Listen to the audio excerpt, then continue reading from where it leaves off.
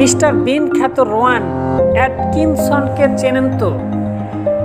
তিনি কিন্তু Oxford university থেকে পাশ করা একজন ইঞ্জিনিয়ার, কিন্তু ইঞ্জিনিয়ার হিসেবে জীবন কাটালে হয়তো মামুলি একজন হয়েই থাকতেন। কিন্তু তার পছন্দ, প্যাশন, যেখানে সেই কৌতুকাভিনয়ে তিনি জয় করেছেন সবার মন। তো আয়নায় দেখুন নিজেকে এখনই, আপনার পছন্দ কোনখানে? ফালতু মরিচিকার পিছনে সময় দিয়ে লাভটা কি?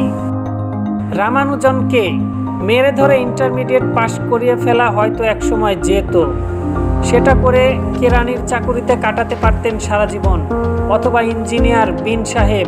কিন্তু সেটা না করে পছন্দের ও হৃদয়ের কাছের বিষয়ের দিকে গেছেন বলেই জীবনটা তাদের হয়েছে অসাধারণ। আর দেরি কেন?